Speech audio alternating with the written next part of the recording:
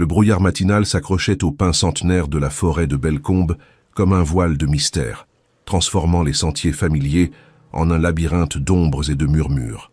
Margot Dubois serrait sa veste de laine grise autour de ses épaules frêles, ses bottes de randonnée usées crissant sur le tapis de feuilles mortes qui tapissait le chemin forestier.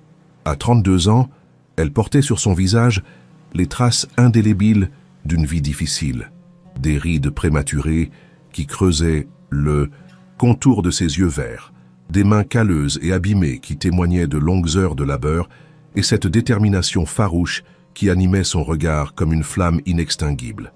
Depuis la mort tragique de son mari Paul, dans un accident de chantier 3 ans auparavant, Margot élevait seule sa fille Emma, une petite fille de 8 ans aux boucles châtaines et aux yeux pétillants d'intelligence. Paul avait été un homme bon, un ouvrier consciencieux qui l'aimait sincèrement, malgré ses origines modestes. Sa mort avait plongé Margot dans un gouffre financier et émotionnel dont elle peinait encore à sortir. L'assurance avait versé une somme dérisoire, et malgré ses 2 emplois, femme de ménage dans les bureaux du centre-ville le matin et aide-soignante dans une maison de retraite l'après-midi, elle arrivait à peine à joindre les 2 bouts. Chaque matin, avant de partir travailler, elle parcourait ses bois ancestraux pour ramasser des champignons, des baies sauvages et, parfois, quelques herbes médicinales qu'elle vendait discrètement au marché local. C'était sa façon de mettre un peu de nourriture supplémentaire sur la table et d'économiser quelques euros pour les fournitures scolaires d'Emma. La forêt était devenue son refuge, son poumon, le seul endroit où elle pouvait encore rêver d'un avenir meilleur.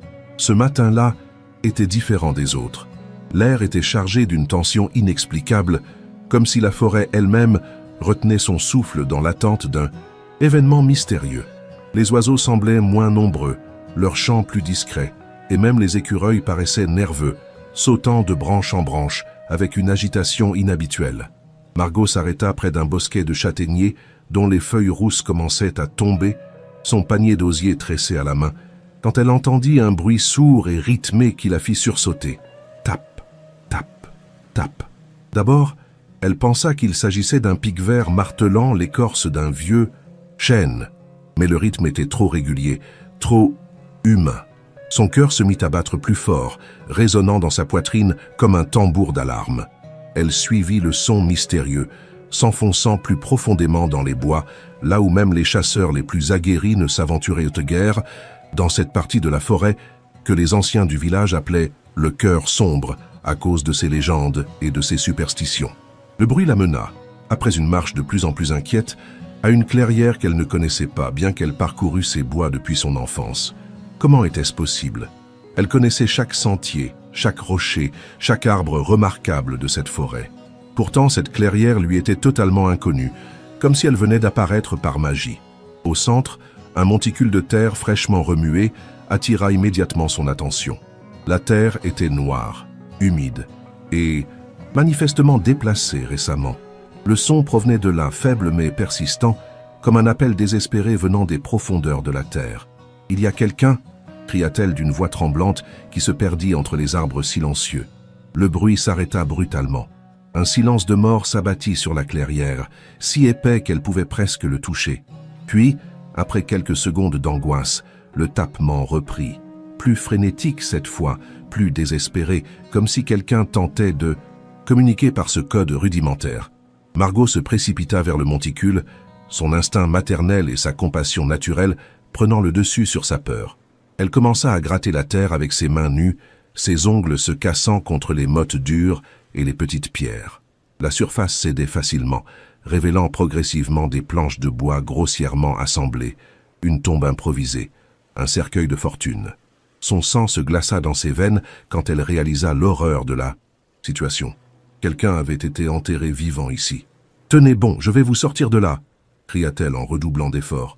Elle creusa avec l'énergie du désespoir, ignorant la douleur dans ses mains et les échardes qui s'enfonçaient dans sa peau. Sa respiration devenait saccadée. Son front se couvrait de sueur malgré la fraîcheur matinale.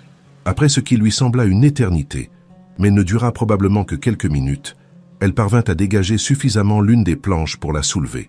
Une bouffée d'air putride et confiné s'échappa de l'ouverture, la faisant reculer et tousser violemment. Dans l'obscurité du trou qui s'ouvrait comme une bouche d'enfer, Elle distingua progressivement un visage masculin, pâle comme un linge et crispé par une terreur indicible. L'homme était conscient, ses yeux bleus fixés sur elle avec une intensité désespérée qui la bouleversa. C'était le regard d'un homme qui avait frôlé la mort et qui voyait soudain apparaître un ange salvateur. « Mon Dieu !» murmura Margot en s'agenouillant au bord de la fosse, les mains tremblantes. Elle agrandit fébrilement l'ouverture, arrachant les planches une à une avec une force qu'elle ne se connaissait pas. L'homme semblait avoir la quarantaine. Ses cheveux bruns étaient sales et emmêlés, collés par la sueur et la terre. Son costume, bien que souillé et froissé, était manifestement coûteux. Elle reconnaissait la qualité du tissu et la finition des coutures. Mais ce qui frappa le plus Margot, au-delà de son état pitoyable, c'était l'expression de son regard.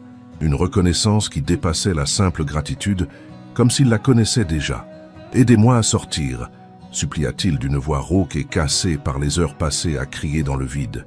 Margot tendit ses bras, et ensemble, dans un effort coordonné qui révélait une étrange synchronisation, ils parvinrent à l'extraire de cette tombe improvisée. L'homme s'effondra sur l'herbe humide de rosée, respirant goulûment l'air frais comme s'il buvait l'élixir de vie. Ses mains tremblaient violemment de façon incontrôlable, et Margot remarqua qu'elles étaient couvertes d'écorchures et de sang séché, témoignant de ses tentatives désespérées pour gratter le bois de l'intérieur. « Combien de temps ai-je été là-dedans » demanda-t-il en se redressant péniblement, s'appuyant sur ses coudes. « Je ne sais pas », répondit Margot en l'aidant à s'asseoir contre le tronc d'un grand chêne. « Qui vous a fait ça ? Il faut appeler la police immédiatement. » L'homme secoua la tête avec véhémence, une expression de panique traversant son visage. « Non, pas la police, pas encore. J'ai besoin de réfléchir, de comprendre qui je peux faire confiance. » Margot le dévisagea, perplexe et inquiète. Malgré son état pitoyable, quelque chose dans son maintien et sa façon de parler trahissait une éducation raffinée, une habitude du commandement et des responsabilités. Ce n'était pas un homme ordinaire. « Comment vous appelez-vous » demanda-t-elle doucement, essayant de gagner sa confiance. « Julien » répondit-il après une hésitation qui ne lui échappa pas. « Julien Moreau ». Ce nom lui disait vaguement quelque chose, comme un écho lointain, mais elle n'arrivait pas à situer où elle l'avait entendu.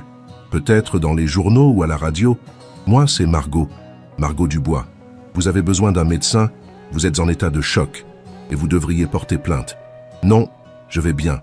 Enfin, je survivrai. Grâce à vous. » Il la regarda avec une intensité troublante, comme s'il cherchait à graver ses traits dans sa mémoire, étudiant chaque détail de son visage, avec une attention qui la mit mal à l'aise. « Pourquoi quelqu'un voudrait-il vous enterrer vivant ?» insista Margot, ne pouvant s'empêcher de poser la question qui la brûlait. Julien détourna le regard, ses mâchoires se crispant dans une expression de douleur et de colère mêlée. « C'est compliqué, très compliqué, et dangereux pour quiconque s'en mêle. » Margot sentit qu'il ne dirait rien de plus pour le moment, mais elle était déterminée à l'aider. Cet homme avait besoin de soins, de nourriture et surtout de sécurité. « Venez, dit-elle en l'aidant à se lever. Ma maison n'est pas loin, vous pourrez vous nettoyer, manger quelque chose de chaud et reprendre des forces. Je ne peux pas vous imposer ça. Et si ceux qui m'ont fait ça me cherchent, je ne veux pas vous mettre en danger. Vous ne m'imposez rien du tout. Et puis ma fille va bientôt partir à l'école. Elle ne sera pas là pour poser des questions embarrassantes. » Le trajet jusqu'à la modeste maison de Margot prit une vingtaine de minutes à travers les sentiers forestiers qu'elle connaissait par cœur. Julien marchait lentement, s'appuyant parfois sur son bras, et elle pouvait sentir qu'il luttait contre la faiblesse et le traumatisme. Elle habitait une petite maison de pierre en lisière du village de Bellecombe, une bâtisse centenaire héritée de sa grand-mère, avec un jardin potager soigneusement entretenu où poussaient légumes et herbes aromatiques, et quelques poules qui picoraient gaiement dans un enclos artisanal. Emma était dans la cuisine, finissant son petit déjeuner de pain grillé et de confiture maison. C'était une petite fille aux cheveux châtains, bouclés, et aux yeux verts identiques à ceux de sa mère, mais avec une vivacité et une curiosité naturelle qui contrastaient avec la réserve prudente que la vie avait imposée à Margot. Intelligente et observatrice, Emma avait cette maturité précoce qu'acquièrent souvent les enfants élevés par un parent seul. « Maman !» s'exclama-t-elle en voyant entrer sa mère accompagnée d'un étranger, visiblement dans un état inquiétant. « Qui c'est? Il va bien? C'est Monsieur Moreau, ma chérie. Il a eu un petit accident dans les bois. » Va chercher ton cartable. Tu vas être en retard à l'école. Emma obéit sans protester, mais jeta plusieurs coups d'œil curieux et inquiets vers Julien pendant qu'elle rassemblait ses affaires scolaires. Elle était habituée à voir sa mère aider les gens. C'était dans sa nature, mais cet homme semblait différent, et son instinct d'enfant lui disait qu'il se passait quelque chose d'important. Margot accompagna sa fille jusqu'à l'arrêt de bus du village, lui donna un baiser sur le front et la regarda partir avec ce pincement au cœur qu'elle ressentait chaque matin. Elle s'inquiétait toujours quand elle devait laisser Emma, même pour aller à l'école. C'était son trésor le plus précieux, tout ce qui lui restait de sa vie d'avant. Et l'idée qu'il puisse lui arriver quelque chose la terrorisait. Quand elle revint à la maison, Julien était assis à la table de la cuisine, contemplant ses mains abîmées avec une expression mélancolique. Dans la lumière du jour, elle put mieux l'observer. Malgré son état, c'était un bel homme, avec des traits aristocratiques et une prestance naturelle. Il devait mesurer près d'1,80 m et sous ses vêtements souillés, on devinait une silhouette encore athlétique malgré la quarantaine. Margot prépara du café dans sa vieille cafetière italienne et lui donna des vêtements propres qui avaient appartenu à son défunt mari Paul, un pantalon de toile et une chemise de flanelle qui, bien que simple, étaient de bonne qualité. « La salle de bain est au bout du couloir, dit-elle. Prenez tout votre temps. Il y a de l'eau chaude et des serviettes propres. » Pendant qu'il se lavait, Margot réfléchissait intensément. Ce nom, Julien Moreau, continuait de la tracasser comme une mélodie familière dont on ne retrouve pas les paroles. Elle alluma la vieille radio de la cuisine pour écouter les informations locales, espérant y trouver une explication à ce mystère qui venait de faire irruption dans sa vie tranquille. C'est alors qu'elle entendit le bulletin d'information qui allait bouleverser sa perception de la situation. Toujours aucune nouvelle de Julien Moreau, le PDG des Industries Moreau, porté disparu depuis 4 jours. Sa famille a offert une récompense d'1 million d'euros pour toute information permettant de le retrouver. Rappelons que M. Moreau, 43 ans, est l'héritier d'un empire industriel, évalué à plusieurs milliards d'euros, et l'un des hommes les plus riches de la région. Les autorités ne privilégient aucune piste pour le moment, mais n'excluent pas l'hypothèse d'un enlèvement. La tasse de café glissa des mains tremblantes de Margot et se brisa sur le carrelage, dans un fracas qui résonna comme un coup de tonnerre. 1 million d'euros de récompense, un milliardaire, dans sa modeste cuisine. L'ironie de la situation la frappa de plein fouet. Elle, qui peinait à payer ses factures, venait de sauver l'un des hommes les plus riches du pays.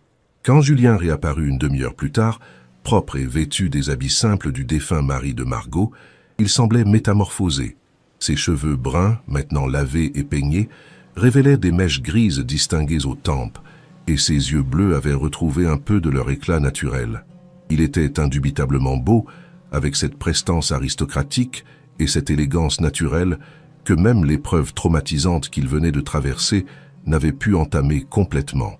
Dans les vêtements simples de Paul, il avait l'air plus accessible, plus humain. « Je vous dois des explications, dit-il en s'asseyant face à Margot, qui tentait de dissimuler son trouble et sa nervosité nouvelle. « Je sais qui vous êtes, répondit-elle simplement, ramassant les morceaux de la tasse brisée. « Je viens d'entendre les informations à la radio. » Le visage de Julien se durcit instantanément, ses traits se figeant dans une expression de méfiance et de résignation. « Alors vous savez aussi qu'il y a une récompense d'1 million d'euros pour ma découverte.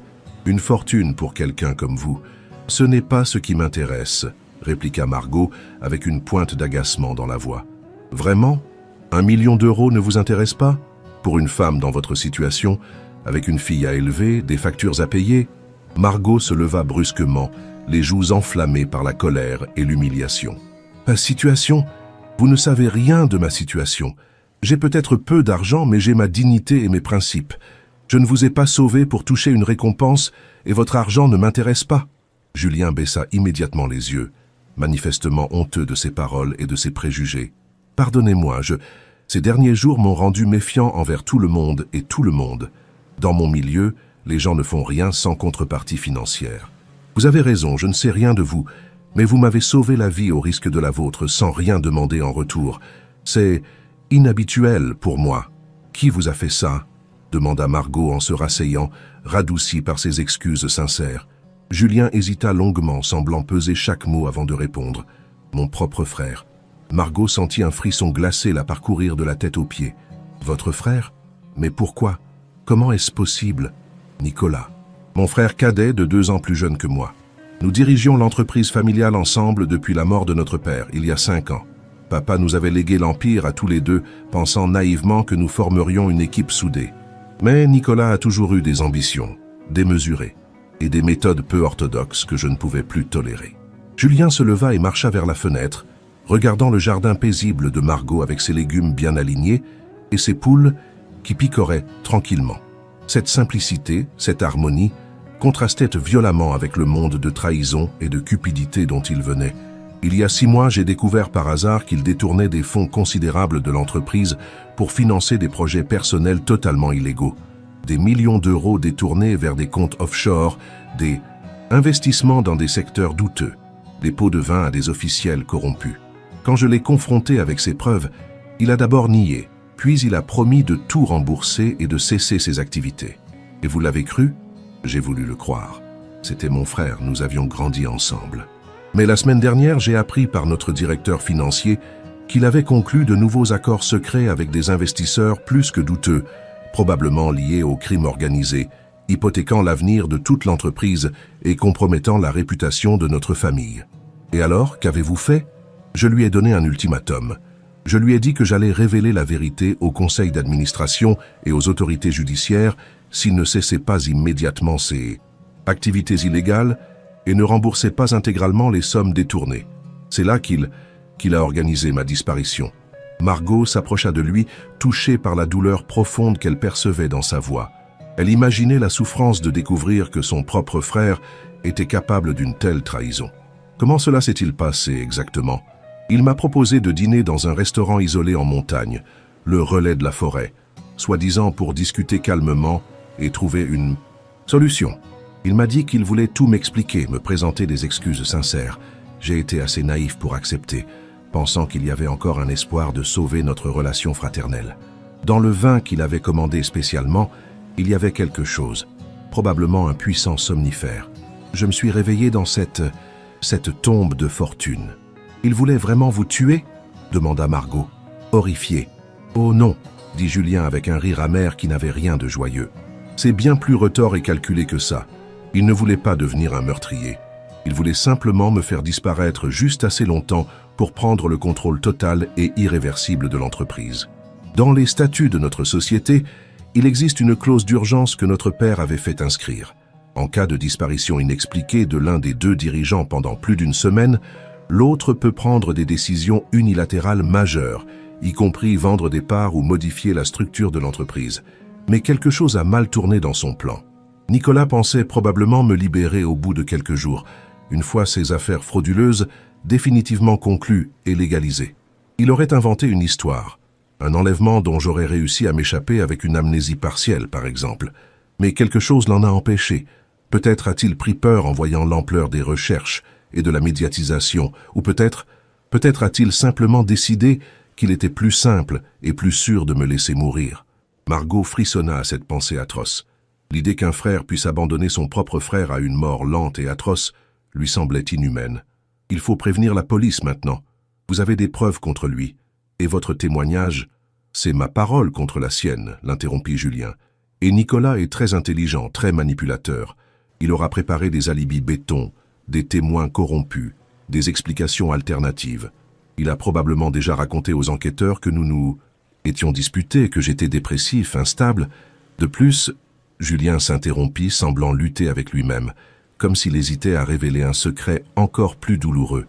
De plus, l'encouragea doucement Margot, de plus, il détient quelque chose que je ne peux pas me permettre de perdre, quelque chose de plus précieux que toutes mes richesses. Quoi donc? Ma fille. Margot sentit son cœur se serrer douloureusement. Elle connaissait cette peur viscérale, cette vulnérabilité absolue, que seuls les parents peuvent comprendre pleinement. Votre fille, quel âge a-t-elle? Amandine, elle a 12 ans, et c'est ce que j'ai de plus cher au monde. Sa mère et moi avons divorcé il y a 3 ans, un mariage arrangé par nos familles qui n'a jamais vraiment fonctionné. Amandine vit principalement avec moi depuis le divorce, car Céline, son ex-femme, préfère sa vie mondaine à ses responsabilités maternelles. Mais légalement, elle a encore des droits sur notre fille. Et devinez qui finance généreusement le train de vie luxueux de mon ex-épouse depuis notre divorce? Votre frère Nicolas. Exactement. Il lui verse une pension mensuelle considérable, officiellement par générosité familiale, mais en réalité pour avoir une arme contre moi. Si je l'attaque frontalement en justice, il convaincra immédiatement Céline de demander la garde exclusive d'Amandine, en prétendant que je suis devenu dangereux, instable, inapte à élever une enfant. Et avec ses moyens financiers illimités et ses relations dans le milieu judiciaire, il y arrivera sans difficulté. Margot comprenait maintenant l'ampleur tragique du dilemme de Julien. Elle pensa à Emma, à la terreur absolue qu'elle ressentirait si quelqu'un tentait de la lui enlever. C'était le chantage parfait, le plus cruel qui soit. Alors que comptez-vous faire? Vous ne pouvez pas rester caché éternellement. Je ne sais pas encore. J'ai besoin de temps pour réfléchir, pour élaborer une stratégie qui me permettrait de confondre Nicolas sans perdre ma fille. En ce moment, il croit probablement que je suis mort, après 4 jours dans cette tombe. C'est peut-être le seul avantage que j'ai. Margot s'assit à la table, réfléchissant intensément aux options possibles. Son esprit pragmatique cherchait des solutions concrètes. Vous pourriez rester ici quelques jours, le temps de vous organiser et de préparer votre contre-attaque. Julien la regarda avec un mélange de surprise et d'émotion. Je ne peux pas vous demander ça. C'est beaucoup trop dangereux pour vous et votre fille. Si Nicolas découvre que je suis vivant et que vous m'aidez, je ne vous demande pas votre avis, coupa fermement Margot. Vous restez ici, point final. Pour la première fois depuis qu'elle l'avait trouvé dans cette tombe, Julien sourit vraiment, d'un sourire qui illumina son visage et effaça momentanément les traces de souffrance. Pourquoi faites-vous ça pour moi? Vous ne me connaissez même pas et je représente un danger pour vous. Margot regarda par la fenêtre, vers l'arrêt de bus où Emma attendait chaque matin avec sa petite valise d'écolière. Parce que je sais ce que c'est que d'être seule et vulnérable face à l'adversité, et parce que personne ne devrait avoir à choisir entre la justice et son enfant. Et puis, elle hésita, puis décida d'être honnête. Et puis il y a quelque chose en vous qui me dit que vous valez la peine qu'on prenne des risques. Les 3 jours suivants s'écoulèrent dans une étrange intimité domestique qui surprit autant Margot que Julien. Contrairement à ce qu'elle avait craint, la présence de cet homme mystérieux ne perturbait pas l'équilibre fragile de sa petite famille. Julien restait prudemment caché dans la maison pendant que Margot partait travailler ses journées épuisantes. Et le soir, ils discutaient longuement de la situation complexe dans laquelle ils se trouvaient. Ces conversations révélaient progressivement la personnalité complexe et attachante de cet homme qui évoluait habituellement dans un monde si différent du sien. Emma, naturellement curieuse, mais étonnamment discrète pour son âge, avait accepté, sans trop de questions, l'explication de sa mère, selon laquelle M. Julien était un ami de longue date qui traversait une période difficile et avait besoin d'un refuge temporaire. L'enfant semblait instinctivement apprécier cet homme calme qui l'écoutait attentivement et répondait sérieusement à ses questions, sans jamais la traiter comme une petite fille ignorante. Margot découvrait avec étonnement que Julien n'avait rien du riche prétentieux qu'elle avait imaginé. Contrairement aux clichés qu'elle avait sur les millionnaires, il aidait spontanément aux tâches ménagères, lavait sa vaisselle, balayait la cuisine sans qu'on le lui demande. Il jouait aux cartes avec Emma le soir après les devoirs, l'aidait même parfois avec ses mathématiques, et parlait de sa propre fille Amandine avec une tendresse paternelle qui touchait profondément Margot. « Elle ressemble beaucoup à Emma », dit-il un soir, en regardant la petite fille faire consciencieusement ses devoirs sur la table de la cuisine. Cette même détermination farouche, cette même curiosité insatiable pour tout ce qui l'entoure. « Vous lui manquez sûrement terriblement », répondit Margot en posant instinctivement une main réconfortante sur la sienne. « J'espère qu'elle pense encore à moi. Mais Nicolas a probablement inventé une histoire plausible pour expliquer mon absence prolongée. Il lui aura dit que je suis parti en voyage d'affaires urgent à l'étranger, ou quelque chose de similaire. Il est expert en manipulation psychologique. » Margot serra doucement sa main, sentant la douleur immense que cachait cette réponse apparemment désinvolte. « Nous trouverons un moyen de vous réunir. Je vous le promets. » Cette nuit-là, vers 3 heures du matin, Margot fut brutalement réveillée par des gémissements et des cris étouffés provenant du salon où dormait Julien sur le canapé-lit qu'elle avait installé pour lui. Elle se leva rapidement et le trouva en proie à un cauchemar violent, se débattant contre des liens invisibles, le front couvert de sueur froide malgré la température fraîche de la nuit. « Julien, réveillez-vous » murmura-t-elle en le secouant doucement. « Ce n'est qu'un rêve, vous êtes en sécurité. » Il ouvrit brusquement les yeux. désorienté et paniqué, cherchant à comprendre où il se trouvait. Quand il réalisa qu'il était dans le salon de Margot, et non dans cette tombe claustrophobique, ses épaules s'affaissèrent de soulagement, et il poussa un long soupir tremblant. « Pardonnez-moi, je ne voulais pas vous réveiller. Ces cauchemars, ils reviennent sans arrêt. Ce n'est rien du tout. Vous revivez ce qui s'est passé dans cette tombe. » Il acquiesça en passant une main tremblante dans ses cheveux ébouriffés. L'obscurité totale, l'impression d'étouffer lentement, les parois de bois qui se rapprochent, et surtout cette certitude grandissante que j'allais mourir sans jamais revoir Amandine, sans pouvoir lui dire que je l'aime. Margot s'assit naturellement sur le bord du canapé, touchée par sa vulnérabilité. « Voulez-vous en parler ? Parfois, ça aide de verbaliser les peurs. Il n'y a pas grand-chose à dire de rationnel. Quand on croit qu'on va mourir, vraiment mourir, on repense automatiquement à tout ce qu'on a raté dans sa vie, à tout ce qu'on aurait voulu dire à ceux qu'on aime et qu'on n'aura jamais l'occasion de leur dire. Et à quoi pensiez-vous dans ces moments-là » Julien la regarda longuement dans la pénombre, comme s'il hésitait à révéler quelque chose d'intime. À ma fille Amandine, bien sûr. Mais aussi au fait que j'avais vécu une vie fondamentalement vide, malgré toutes ces richesses apparentes. Riche financièrement, certes, mais vide émotionnellement et spirituellement. Entouré en permanence de gens qui ne s'intéressaient qu'à mon argent et à mon statut social. Marié à une femme qui ne m'aimait que pour les avantages matériels que je représentais. J'avais complètement oublié ce que c'était que les vraies valeurs humaines, la vraie générosité désintéressée, l'authenticité des relations. Comme celle d'une inconnue qui vous sauve sans rien attendre en retour. Exactement comme ça. Leurs regards se croisèrent dans la pénombre douce du salon, et Margot sentit quelque chose d'inattendu et de troublant naître entre eux. Une connexion profonde qui dépassait largement la simple compassion ou la gratitude. Une attirance mutuelle qu'elle tentait de refouler, mais qui devenait de plus en plus évidente. « Margot » murmura Julien d'une voix rauque d'émotion, « Un bruit soudain à l'extérieur les interrompit brutalement. Des pas discrets sur le gravier de l'allée, le claquement feutré d'une portière de voiture. Margot sentit son sang se glacer instantanément dans ses veines. « Attendez-vous quelqu'un à cette heure » chuchota Julien en se redressant immédiatement. « Jamais. Personne ne vient ici la nuit. » Ils se levèrent silencieusement et Margot jeta un coup d'œil prudent par la fenêtre du salon, écartant légèrement le rideau. Une voiture noire aux vitres teintées était garée devant la maison, et elle pouvait distinguer deux silhouettes masculines en costume sombre qui s'approchaient discrètement de la porte d'entrée avec des mouvements professionnels. « Il vous cherche » souffla Julien. « Il faut que je parte immédiatement. »« Non, attendez, allez dans ma chambre et verrouillez la porte de l'intérieur. S'ils fouillent la maison, cachez-vous sous le lit et ne bougez plus. Je ne peux pas vous laisser affronter ça seul. Si ce sont des hommes de Nicolas, faites-moi confiance.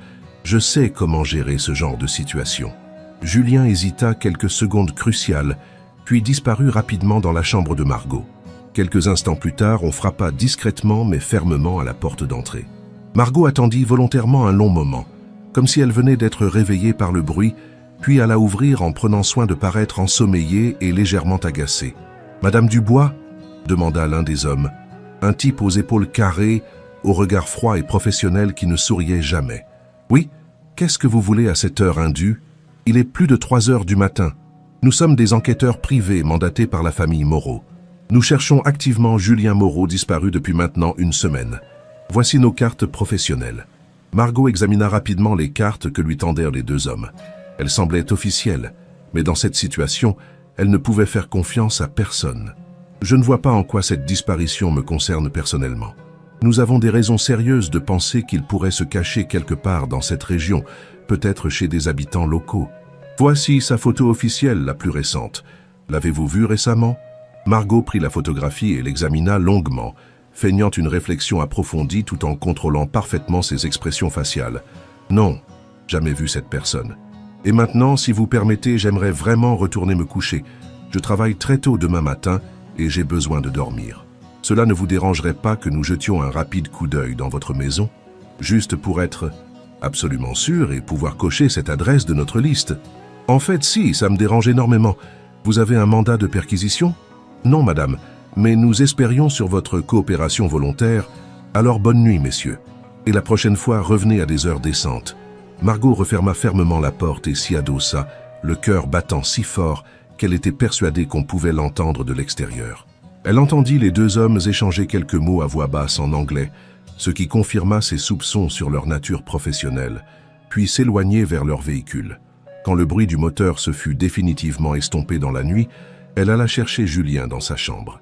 Ils sont partis, mais ils reviendront sûrement avec des renforts ou un mandat. Il faut qu'on réfléchisse rapidement à une autre solution plus sûre. Julien sortit de sa cachette et la regarda avec une admiration non dissimulée et une gratitude infinie. Vous venez de mentir effrontément à des détectives privés professionnels pour me protéger, au risque de vous mettre en danger, ainsi que votre fille. Pourquoi prenez-vous de tels risques pour quelqu'un que vous connaissez à peine?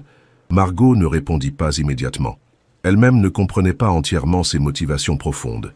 Il y avait certes la compassion naturelle, le sentiment aigu d'injustice, mais aussi quelque chose de plus personnel et de plus troublant. Cet homme mystérieux avait réveillé en elle des émotions qu'elle pensait définitivement enterrées avec son mari Paul. « Parce que c'est juste », répondit-elle finalement, « et parce que je sens que vous êtes quelqu'un de bien malgré toute cette histoire compliquée. » Le lendemain matin, Margot se rendit à son travail avec un plan précis en tête.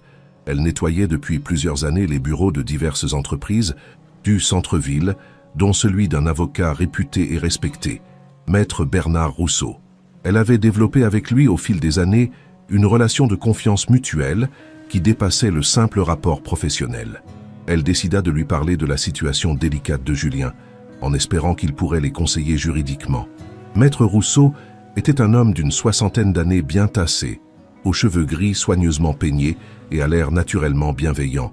Margot le connaissait depuis 5 ans et savait instinctivement qu'elle pouvait lui faire entièrement confiance. Il l'avait d'ailleurs aidé bénévolement lors des démarches administratives compliquées qui avaient suivi la mort accidentelle de Paul. « Margot », dit-il après avoir écouté attentivement et sans l'interrompre le récit complet qu'elle lui fit, « vous vous trouvez dans une situation extrêmement délicate et potentiellement dangereuse. Si ce que vous me racontez correspond à la réalité, monsieur, Moreau est effectivement victime d'une tentative d'assassinat particulièrement perverse de la part de son propre frère. Mais effectivement, sans preuves matérielles solides. Que nous conseillez-vous de faire concrètement? Il faut absolument réunir des éléments tangibles et incontestables avant d'alerter officiellement les autorités. Des documents compromettants, des témoignages de première main, des preuves financières, quelque chose de suffisamment solide pour incriminer définitivement ce Nicolas Moreau. Comment faire? Julien ne peut pas se montrer publiquement sans risquer sa vie et celle de sa fille. Maître Rousseau réfléchit longuement, arpentant son bureau en manipulant nerveusement son coupe-papier en argent. Il y a peut-être un moyen d'agir discrètement. J'ai des contacts fiables dans le milieu de la finance et de l'audit. Je pourrais discrètement faire enquêter sur les activités récentes de Nicolas Moreau et de son entreprise. S'il a effectivement détourné des fonds importants ou conclu des accords illégaux, il y aura nécessairement des traces dans les circuits financiers. Vous feriez ça pour nous? Margot, vous nettoyez consciencieusement mes bureaux depuis 5 ans. Je vous observe, je vous connais, je sais que vous êtes quelqu'un d'intègre et de courageux. Si vous me dites qu'un homme innocent a besoin d'aide et de justice, je vous crois sans hésitation. Quand Margot rentra chez elle ce soir-là, le cœur plus léger et porteuse d'un espoir concret, elle trouva Julien dans un état d'agitation extrême qui contrastait avec le calme relatif des jours précédents. « Il faut que je parte d'ici immédiatement », dit-il dès qu'elle franchit la porte d'entrée. « Je viens d'appeler discrètement mon assistant personnel de confiance, Jean-Claude. Nicolas a officiellement annoncé ma mort ce matin à la presse et aux autorités. »« Quoi? Votre mort ? Il prétend qu'on a retrouvé mon corps défiguré dans un accident de voiture spectaculaire sur une route de montagne. Bien sûr, il n'y a pas de corps, mais il a soudoyé suffisamment de gens pour faire croire à cette version. » Margot sentit la colère monter en elle comme une marée. « Il ne peut pas s'en tirer comme ça, c'est monstrueux. Il le peut parfaitement si je ne prouve pas rapidement que je suis bien vivant. Mais le plus grave, c'est qu'il organise mes obsèques solennelles pour après-demain, et il a déjà commencé légalement à prendre le contrôle total et définitif de l'entreprise familiale. J'ai peut-être une solution, ou du moins le début d'une solution. » Margot lui raconta en détail sa conversation constructive avec Maître Rousseau et les perspectives d'enquête discrète qu'il avait évoquées. Julien l'écouta avec une attention soutenue, mais elle voyait bien qu'il luttait contre un désespoir grandissant. Le temps presse cruellement, Margot. Chaque jour qui passe renforce irrémédiablement la position légale de Nicolas et affaiblit la mienne. Et surtout, plus je reste officiellement mort, plus il devient difficile de prouver que j'ai été victime d'une tentative d'assassinat. Alors nous allons accélérer considérablement les choses. Cette nuit-là, Margot ne dormit pratiquement pas. Elle réfléchissait intensément, échafaudant mentalement un plan audacieux et risqué qui germait dans son esprit. Au petit matin, quand les premiers rayons du soleil filtrèrent à travers les rideaux de sa chambre, elle avait pris sa décision définitive. « Vous êtes complètement folle », dit Julien quand Margot lui exposa méthodiquement son plan audacieux dans tous ses détails. C'est peut-être de la folie pure, mais c'est notre seule chance réaliste de confondre Nicolas et de vous rendre votre vie. Emma était partie à l'école avec son habituelle ponctualité, et ils étaient assis dans la cuisine baignée de soleil matinal, devant l'étalage complet des journaux régionaux et nationaux qui annonçaient tous en première page, avec photos et articles détaillés, la mort tragique de Julien Moreau. Sa photographie officielle était partout, accompagnée d'articles élogieux sur sa carrière brillante, sa fortune colossale et sa disparition mystérieuse. « Résumons votre plan complètement fou », dit Julien, en feuilletant nerveusement les journaux. « Vous voulez que je me rende aux obsèques solennelles de ma propre mort pour confondre publiquement Nicolas devant tout le monde? C'est exactement ça. Il ne s'y attendra jamais, même dans ses pires cauchemars. Et avec tous les journalistes, les photographes et les caméras de télévision qui seront présents pour couvrir l'événement, il ne pourra pas nier votre résurrection miraculeuse. Et s'il a prévu des gardes du corps armés? S'il essaie de me faire taire définitivement devant tout le monde? C'est là qu'intervient intelligemment Maître Rousseau. Il aura averti discrètement quelques journalistes de confiance et quelques policiers. Votre apparition sera filmée en direct et retransmise immédiatement. Nicolas ne pourra pas prendre le risque de vous éliminer devant les caméras. Julien se leva et arpenta nerveusement la cuisine, réfléchissant intensément aux implications de ce plan désespéré. C'est un plan de kamikaze, Margot. Si ça rate, je suis mort pour de bon. Vous avez une meilleure idée? Une alternative plus sûre? Il s'arrêta devant la fenêtre et la regarda longuement.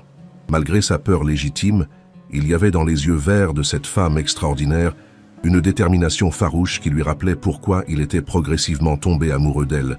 Car oui, il devait se l'avouer maintenant, il était bel et bien tombé amoureux d'elle.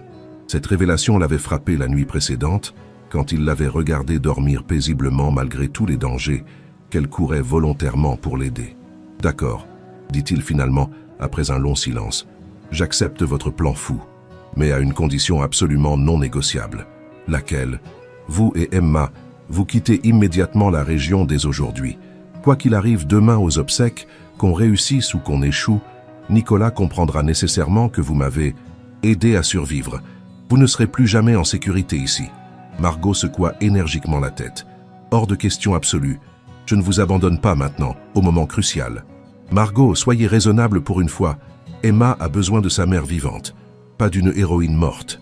Et j'ai besoin de savoir que vous êtes en sécurité et que justice est rendue. » Ils se regardèrent longuement et intensément, conscients tous les deux que leurs sentiments mutuels dépassaient désormais largement le simple lien créé par les circonstances dramatiques. « Si nous nous en sortons vivants, » murmura Julien d'une voix chargée d'émotion, « si nous arrivons à confondre définitivement Nicolas et à m'en sortir, oui, » l'encouragea-t-elle doucement. « Accepteriez-vous que je fasse vraiment partie de votre vie, de vraiment en faire partie, pour toujours ?» Margot sentit son cœur s'emballer dangereusement. « Vous parlez de quoi exactement ? » De tout recommencer complètement, avec vous, avec Emma, de construire ensemble quelque chose d'authentique et de vrai, loin de ce monde de faux semblants et de trahison. Julien, nos mondes sont si radicalement différents. Vous êtes habitué au luxe, aux responsabilités énormes. Justement, vous m'avez montré qu'il existait une autre façon de vivre, plus authentique, plus vraie, plus humaine. Je ne veux plus jamais retourner dans ma prison dorée. Je veux une vie simple et heureuse. » Margot s'approcha de lui et posa tendrement ses mains sur son visage buriné par l'épreuve. « Alors, survivons d'abord à cette journée cruciale. » Ils s'embrassèrent pour la première fois, un baiser à la fois tendre et désespéré qui scellait définitivement leur alliance amoureuse autant que stratégique. À 14 heures précises, la majestueuse cathédrale Saint-Pierre était bondée comme pour les grandes occasions. Tout le gratin, politique, économique et social de la région, s'était déplacé en grand apparat pour les obsèques solennelles de Julien Moreau. Nicolas, vêtu d'un costume noir impeccable et d'une expression de douleur fraternelle parfaitement maîtrisée, recevait les condoléances avec une dignité remarquable. À ses côtés, Amandine, la fille de Julien, âgée de 12 ans, pleurait sincèrement et silencieusement, serrant convulsivement la main de sa mère Céline, qui arborait une tristesse de circonstance. Margot, soigneusement dissimulée dans la foule dense des badauds, rassemblés sur le parvis de la cathédrale, observait attentivement la scène avec un mélange de dégoût profond et d'anxiété grandissante. Nicolas jouait son rôle de frère endeuillé à la perfection absolue. Si elle ne connaissait pas la vérité horrible, elle aurait été sincèrement émue par ce frère apparemment brisé par la douleur. Maître Rousseau s'approcha d'elle discrètement, se fondant naturellement dans la foule. « Tout est parfaitement en place », murmura-t-il. 3 journalistes de confiance sont prévenus et positionnés stratégiquement. Ils ont leurs caméras prêtes et leur téléphone satellite pour une diffusion immédiate. De plus, j'ai alerté discrètement le commissaire Durand. Et Julien, où est-il ? Il se tient prêt dans la voiture banalisée, garée derrière l'église. Il attend votre signal convenu. Vous êtes absolument sûr de la solidité de ce plan ? Maître Rousseau hocha gravement la tête, bien qu'elle pût voir qu'il était lui aussi nerveux.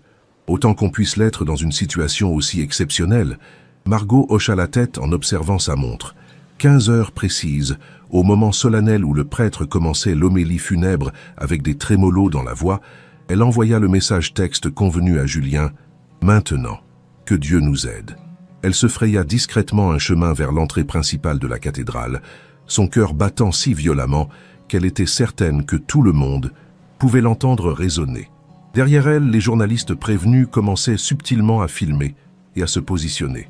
Julien apparut soudain au fond de la nef centrale, marchant lentement mais résolument vers l'autel principal. Il portait un costume sombre que Maître Rousseau lui avait procuré, et malgré sa pâleur évidente et sa maigreur due à l'épreuve traumatisante qu'il avait traversée, il était indéniablement et reconnaissablement Julien Moreau. Un murmure de stupéfaction parcourut progressivement l'assemblée comme une onde de choc, puis des exclamations étouffées, des cris de surprise. Des gens se levaient, pointaient du doigt, se frottèrent les yeux. Le prêtre s'interrompit brusquement, bouche bée, sa phrase restant en suspens. Nicolas, qui était assis majestueusement au premier rang, se retourna lentement, intrigué par l'agitation grandissante. Quand il vit son frère qu'il croyait mort et enterré, son visage devint instantanément livide. Pendant quelques secondes interminables, il resta complètement paralysé, comme s'il voyait littéralement un fantôme revenir d'entre les morts. « Bonsoir, Nicolas », dit Julien d'une voix claire et ferme qui porta distinctement dans toute la cathédrale silencieuse. « Désolé d'être en retard à mes propres obsèques. J'espère que le spectacle vous plaît. » Le silence qui suivit cette déclaration était absolument assourdissant. On aurait pu entendre voler une mouche, puis ce fut l'explosion totale. Des journalistes se précipitèrent de toutes parts. Des flashs crépitèrent comme des feux d'artifice. Des questions fusèrent de toutes les directions dans un chaos indescriptible. « Monsieur Moreau, où étiez-vous? Comment expliquez-vous votre disparition? On vous a cru mort. Que s'est-il passé exactement? Qui est responsable de cette mise en scène ?» Nicolas se leva précipitamment, tentant désespérément de reprendre contenance et de sauver les apparences. « Julien, mon Dieu, nous t'avons tous cru. Comment est-ce possible? Où étais-tu pendant tout ce temps? Tu le sais parfaitement, Nicolas, mieux que quiconque. » Julien s'avança calmement vers son frère et Margot retint anxieusement son souffle. C'était maintenant le moment crucial, le point de non-retour. « J'étais exactement où tu m'avais soigneusement mis, enterré vivant dans la forêt de Bellecombe, dans une tombe de fortune que tu avais préparée pour moi. » Un cri d'horreur collective parcourut l'assistance médusée. Nicolas secoua énergiquement la tête avec une véhémence théâtrale. « Tu es complètement fou. Tu ne sais manifestement plus ce que tu dis. Tu as eu un accident grave. Tu es confus, désorienté. Je sais exactement ce que je dis. Et ma mémoire est parfaitement claire. Tu m'as drogué lors de notre dîner soi-disant fraternel au relais de la forêt, il y a exactement 6 jours. Puis tu m'as transporté et enterré vivant en espérant que je meure avant qu'on me retrouve. Tout ça pour prendre définitivement le contrôle de l'entreprise familiale et cacher tes détournements de fonds massifs. C'est complètement ridicule et délirant, protesta Nicolas, mais sa voix tremblait maintenant de façon perceptible. Vraiment? Alors comment expliques-tu très précisément que j'ai ça en ma possession? Julien sortit théâtralement de sa poche un objet qui fit pâlir davantage encore Nicolas. une montre en or massif gravée distinctement aux initiales NM. Tu l'as perdu quand tu m'as transporté inconscient jusqu'à cette tombe improvisée. Je l'ai trouvée dans le coffre de fortune où tu m'avais enfermé pour mourir. Margot sourit intérieurement. Cette montre, ils l'avaient effectivement trouvée ensemble, en retournant courageusement sur les lieux le surlendemain, fouillant méticuleusement la tombe et ses alentours. C'était leur seule preuve matérielle tangible, mais elle était particulièrement accablante. Nicolas regardait maintenant autour de lui avec une panique grandissante et visible. Les journalistes filmaient absolument tout. L'Assemblée le dévisageait avec horreur et répugnance. Il était pris au piège, totalement et définitivement. « Papa !» cria soudain Amandine en se précipitant vers Julien, les larmes ruisselant sur ses joues. L'étreinte bouleversante entre le père et sa fille acheva de convaincre les derniers sceptiques éventuels.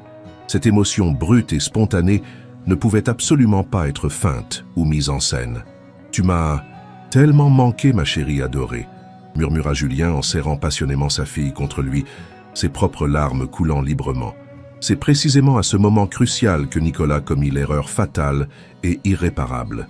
Voyant que toute sa stratégie s'effondrait irrémédiablement autour de lui et que sa réputation était définitivement détruite, il perdit complètement son sang-froid légendaire. « Très bien !» hurla-t-il soudain, sa façade de respectabilité s'effritant d'un coup. « Tu veux absolument la vérité. Parfait. Oui, j'ai effectivement essayé de te faire disparaître temporairement, mais c'était uniquement pour sauver l'entreprise familiale. Tu étais en train de tout détruire systématiquement avec tes scrupules ridicules et ton moralisme déplacé. Cet argent détourné, ces accords secrets, c'était exclusivement pour nous agrandir, pour nous développer, pour nous moderniser. » Le silence qui suivit sa confession publique était absolument glaçant. Les journalistes n'en perdit évidemment pas une syllabe, enregistrant tout. « Et tu étais prêt à me tuer pour ça ?» demanda Julien, la voix brisée par l'émotion et la trahison. « Je ne voulais pas te tuer.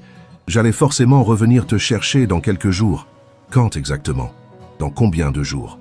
Combien de temps m'aurais-tu laissé agoniser lentement dans cette tombe, sans eau, sans nourriture, sans air ?» Nicolas ne répondit pas, comprenant qu'il venait de signer publiquement ses aveux complets devant des centaines de témoins et des caméras de télévision.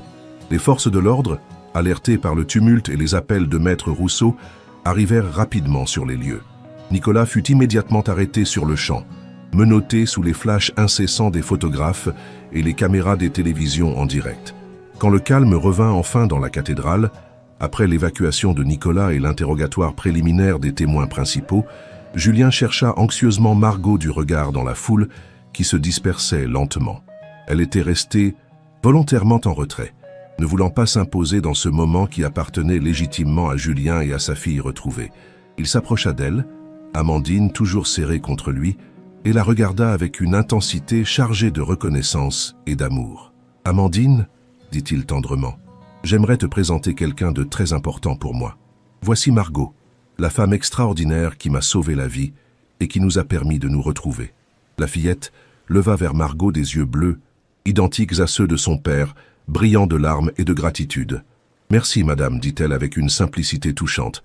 Merci infiniment de m'avoir rendu mon papa. » Margot sentit les larmes lui monter irrésistiblement aux yeux.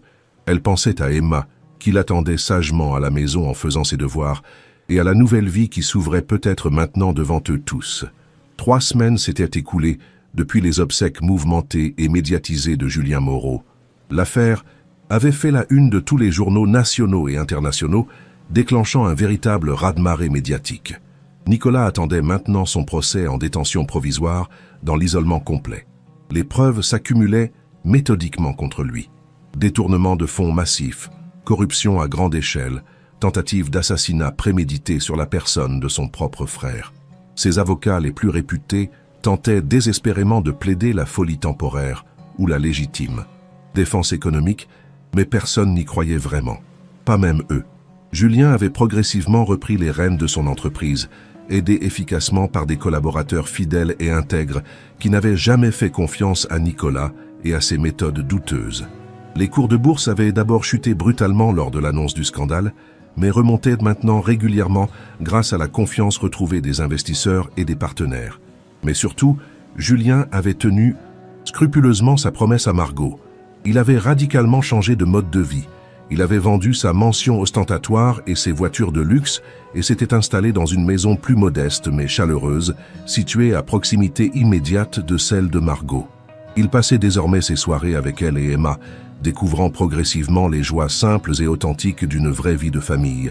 Amandine, d'abord naturellement méfiante et jalouse, avait rapidement adopté Margot et Emma, retrouvant dans cette nouvelle configuration familiale inhabituelle la stabilité émotionnelle et la sérénité qui lui avaient cruellement manqué depuis le divorce conflictuel de ses parents. Mais malgré cette apparente sérénité et ce bonheur grandissant, Margot sentait intuitivement que Julien gardait encore un secret important. Il y avait parfois dans son regard, quand il la contemplait, une ombre mystérieuse qu'elle n'arrivait pas à percer, quelque chose d'important qu'il n'avait pas encore dit, quelque chose qui le tourmentait encore et qui l'empêchait d'être totalement en paix. Ce soir-là, ils étaient assis côte à côte dans le jardin fleuri de Margot, regardant avec attendrissement Emma et Amandine jouer joyeusement ensemble sous le grand cerisier en fleurs qui embaumait l'air tiède du printemps. Julien était inhabituellement silencieux, plus pensif que d'ordinaire, le regard perdu dans la contemplation des nuages qui défilaient lentement. « À quoi pensez-vous avec tant d'intensité ?»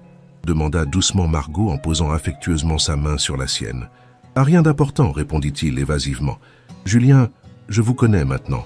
Je vois bien qu'il y a quelque chose que vous ne me dites pas, quelque chose qui vous préoccupe. » Il la regarda longuement, comme s'il pesait minutieusement le pour et le contre d'une révélation majeure. « Vous vous souvenez parfaitement du moment où vous m'avez trouvé dans cette tombe, quand vous avez soulevé cette planche de bois et que nos regards se sont croisés pour la toute première fois? Bien sûr, comment pourrais-je jamais oublier un moment pareil? J'ai murmuré quelque chose à ce moment-là précis, quelque chose que vous n'avez pas pu entendre clairement à cause de l'émotion et de l'urgence de la situation. » Margot fronça les sourcils, fouillant attentivement dans sa mémoire. Effectivement, elle se souvenait vaguement que Julien avait remué les lèvres et chuchoté quelques mots, mais elle avait été trop concentrée sur son sauvetage urgent pour comprendre ce qu'il tentait de lui dire. « Qu'avez-vous dit exactement ?» Julien hésita encore longuement, puis prit une profonde inspiration comme s'il s'apprêtait à plonger dans un gouffre. « J'ai dit « Marie Margot ». Le cœur de Margot s'arrêta littéralement de battre. Marie Margot.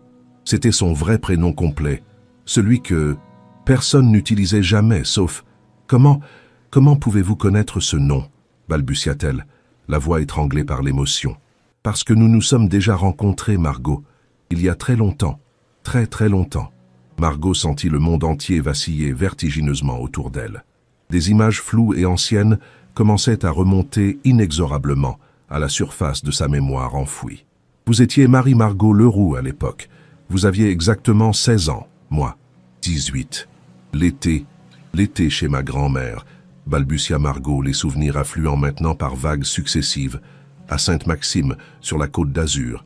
Vos parents vous avaient envoyé passer les grandes vacances chez votre grand-mère maternelle parce que vous traversiez une période particulièrement difficile au lycée. Les souvenirs affluaient maintenant, nets et précis, comme des photographies. L'été magique de ses 16 ans, celui qui avait irrévocablement changé sa vie et sa perception de l'amour. Sa grand-mère maternelle vivait dans une petite maison méditerranéenne face à la mer, avec sa terrasse de lavande et ses volets bleus, et elle l'avait accueillie avec cette tendresse bourrue et protectrice qui la caractérisait. Vous étiez Jules. Je me faisais appeler Jules à cette époque, pour faire plus simple et plus accessible. Mon père possédait une villa somptueuse, pas très loin de chez votre grand-mère. C'était la dernière fois que j'y allais avant d'entrer définitivement dans l'entreprise familiale et d'endosser mes responsabilités d'héritier. Jules. Margot ferma les yeux et revit instantanément le jeune homme aux cheveux bruns ondulés et aux yeux bleus perçants qu'il avait abordé sur la plage de sable fin le 2e jour de ses vacances. Il était beau, drôle, cultivé, attentionné, et surtout, il l'avait écouté, vraiment écouté avec respect et empathie, quand elle lui avait raconté ses problèmes au lycée, le harcèlement psychologique qu'elle subissait quotidiennement, la solitude profonde qui la rongeait. « Nous avons passé tout l'été ensemble », murmura-t-elle bouleversée. « Tout l'été, chaque jour, chaque instant. Et la dernière nuit, sur la plage, sous les étoiles. » Margot se souvenait parfaitement de cette dernière nuit magique et tragique à la fois. Ils s'étaient promenés pieds nus sur le sable tiède sous les étoiles scintillantes, Ils s'étaient embrassés passionnément et Jules lui avait solennellement promis qu'il l'épouserait dès qu'elle aurait 18 ans. Ils s'étaient donné rendez-vous à Paris à la rentrée scolaire pour officialiser leur relation. Vous n'êtes jamais venu au rendez-vous convenu. Si, j'y suis allé. Mais quand je suis arrivé au café parisien où nous devions nous retrouver, vous étiez déjà là, avec vos parents. Margot écarquilla les yeux, foudroyée par cette révélation. Elle se souvenait parfaitement de ce jour fatidique.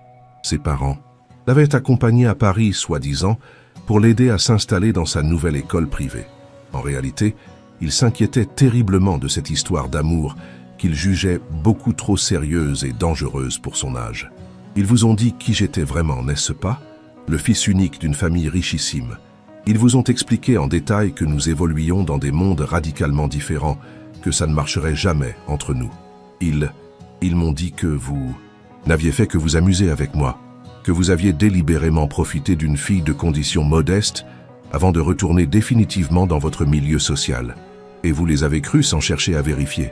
Margot hocha péniblement la tête, les larmes ruisselant maintenant sur ses joues. J'avais 16 ans, Julien. J'étais fragile, influençable, complexé par mes origines. Et quand vous n'êtes pas venu au rendez-vous, mais je suis venu. J'étais là de l'autre côté de la rue à vous regarder partir avec eux. Vous aviez l'air soulagé de ne pas me voir. Soulagé? J'étais complètement effondré. J'ai pleuré pendant des mois et des mois. Ils se regardèrent intensément, réalisant progressivement l'ampleur tragique du malentendu qui avait gâché et séparé leur vie pendant plus de 20 ans. Après ça, reprit Julien d'une voix brisée, j'ai essayé désespérément de vous oublier. Je me suis jeté à corps perdu dans mes études supérieures, puis dans l'entreprise familiale. J'ai épousé Céline parce qu'elle correspondait parfaitement aux attentes sociales de ma famille. Mais jamais je n'ai réussi à oublier cette Marie Margot qui m'avait donné le plus bel été de toute ma vie. Moi aussi, j'ai essayé d'oublier en épousant Paul. Il était bon, patient, sincèrement amoureux, et j'ai été heureuse avec lui, vraiment heureuse. Mais il y avait toujours cette part secrète de moi qui appartenait éternellement à ce garçon mystérieux de Sainte-Maxime.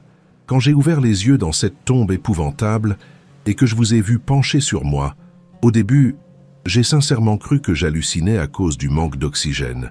Puis j'ai pensé que c'était un signe miraculeux du destin. Vous m'avez reconnu immédiatement. Vos yeux n'ont absolument pas changé. Et votre façon caractéristique de pencher légèrement la tête quand vous réfléchissez intensément. Et cette petite ride qui se creuse entre vos sourcils quand vous vous inquiétez pour quelqu'un. Margot porta instinctivement la main à son front, émue aux larmes. Mais pourquoi ne m'avoir rien dit plus tôt? Pourquoi avoir attendu tout ce temps? Parce que j'avais terriblement peur.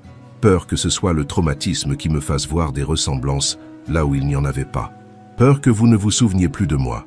Et surtout peur que vous me reprochiez amèrement de ne pas être venu à ce rendez-vous capital. Que vous ne puissiez jamais me pardonner cette lâcheté apparente. Margot se leva et marcha lentement vers le cerisier où jouaient insouciamment les enfants. Sa tête bourdonnait. Toute sa vie, elle avait porté la blessure inguérissable de cet amour inachevé. Toute sa vie, elle s'était demandé obsessionnellement ce qui serait arrivé si Jules était venu à leur rendez-vous parisien. Et maintenant, elle découvrait qu'il était effectivement venu, qu'ils avaient été victimes d'un malentendu cruel, de la peur légitime de ses parents, de la différence criante de leur classe sociale. « Margot ?» dit doucement Julien en s'approchant d'elle avec précaution. Elle se retourna vers lui, et il vit dans ses yeux verts tout l'amour et toute la douleur accumulés pendant des décennies. « Vous rendez-vous compte de ce que cela signifie ?» murmura-t-elle. « Nous avons perdu 20 ans, 20 années entières à cause d'un simple malentendu. Ou peut-être que nous avions besoin de ces 20 années pour devenir les personnes que nous sommes aujourd'hui. Des personnes suffisamment mûres et expérimentées pour s'aimer vraiment, avec leurs blessures et leurs cicatrices, leurs enfants et leurs responsabilités. » Il prit délicatement ses mains dans les siennes. « Je ne peux pas vous rendre ces 20 années perdues, Margot, mais je peux vous promettre solennellement toutes celles qui nous restent à vivre. Vous croyez sincèrement que nous pouvons rattraper le temps perdu? Je crois que nous pouvons construire ensemble quelque chose de plus beau et de plus solide encore que ce que nous avions rêvé à 16 et 18 ans. Nous avons nos filles maintenant. Nous avons l'expérience douloureuse mais formatrice de la vie. Nous savons exactement ce qui compte vraiment dans l'existence. » Margot regarda tendrement Emma et Amandine qui couraient entre les arbres fruitiers, insouciantes et heureuses, complices comme de vraies sœurs. Puis elle pensa à Paul, l'homme bon qu'elle avait épousé, qu'il avait aimé sincèrement et lui avait donné Emma. Il n'y avait aucune trahison dans ce qu'elle ressentait pour Julien. Paul était mort et il aurait voulu qu'elle soit heureuse. « Quand j'étais dans cette tombe, reprit Julien, j'ai repensé à tous mes regrets de vie. Mais le plus grand, le plus douloureux, c'était de ne pas vous avoir retrouvé plus tôt, de ne pas avoir cherché plus longtemps et plus intelligemment. Nous nous sommes retrouvés maintenant. C'est ce qui compte vraiment. » Ils s'embrassèrent passionnément sous le cerisier en fleurs, pendant que leur fille riait aux éclats dans le jardin. Et pour la première fois depuis 20 longues années, Margot eut l'impression que sa vie prenait enfin tout son sens et sa véritable direction. Le soleil couchant dorait majestueusement la terrasse de la belle maison que Julien avait fait construire, suffisamment grande et accueillante pour abriter confortablement leur famille recomposée. Emma et Amandine partageaient maintenant une immense chambre qu'elles avaient amoureusement décorée ensemble, mélange harmonieux de leurs deux personnalités et de leurs goûts complémentaires. À 14 ans, Amandine était devenue une grande sœur protectrice et complice pour Emma, 10 ans, qui l'admirait et l'imitait en tout. Margot préparait le dîner familial dans la cuisine moderne et fonctionnelle, un sourire radieux aux lèvres, en entendant les rires cristallins des filles et les plaisanteries de Julien qui jouait au badminton dans le grand jardin paysager. Sa vie avait tellement changé qu'elle avait parfois encore l'impression de vivre un rêve merveilleux dont elle pourrait se réveiller. Julien avait radicalement transformé l'entreprise familiale, la réorientant vers des projets plus éthiques, plus durables et plus respectueux de l'environnement. Il travaillait moins, déléguait intelligemment et consacrait le maximum de temps à ceux qu'il aimait. Nicolas avait été condamné à 15 ans de prison ferme. Il avait tout perdu dans l'affaire. L'entreprise, sa réputation, sa fortune personnelle et même sa famille qu'il avait complètement renié et rayé de leur vie. Margot avait définitivement arrêté ses emplois épuisants de femme de ménage et d'aide-soignante. Julien, lui, avait proposé de reprendre des études et elle préparait maintenant avec passion un diplôme universitaire de psychologie de l'enfant. Elle voulait consacrer sa nouvelle vie à aider les enfants en difficulté, ceux qui, comme elle autrefois, se sentaient perdus, incompris et rejetés par la société. « Maman !» cria Emma en courant vers la terrasse, essoufflée et rayonnante. « Julien dit qu'on peut adopter le chaton. » Margot leva les yeux au ciel en riant affectueusement. Depuis 2 semaines, les filles réclamaient avec insistance d'adopter le petit chat errant tigré qui traînait mélancoliquement dans le quartier et venait régulièrement mendier des caresses. « Ils vous manipulent toutes les deux sans vergogne, » dit-elle à Julien qui arrivait derrière les filles, l'air faussement innocent et angélique. « Moi ? Jamais !» protesta-t-il en l'embrassant tendrement dans le cou. « Je suis un homme intègre et incorruptible. » Le téléphone sonna à ce moment-là. C'était Maître Rousseau qui appelait avec d'excellentes nouvelles. « Margot, j'ai une information qui va vous faire immensément plaisir. L'enquête judiciaire sur Nicolas vient de révéler d'autres détournements massifs que nous ignorions. La justice va récupérer plusieurs dizaines de millions d'euros supplémentaires. Et Julien a décidé d'en faire don intégralement à diverses associations caritatives. Il souhaite que vous l'aidiez à choisir lesquelles méritent le plus cette aide. » Après avoir raccroché, Margot se tourna vers Julien avec émotion. « Vous n'aviez vraiment pas besoin de faire ça. Si, j'en avais absolument besoin. Cet argent est sale, souillé par les crimes de Nicolas. Je veux qu'il serve à faire du bien autour de nous, à réparer une partie des dégâts. Et la fameuse récompense d'1 million d'euros promise officiellement pour votre retour, techniquement, j'y ai légalement droit. » Julien sourit malicieusement. « Techniquement, oui, vous avez parfaitement raison. Mais je crois que vous avez finalement gagné quelque chose de bien plus précieux que de l'argent, non ?» Il avait absolument raison.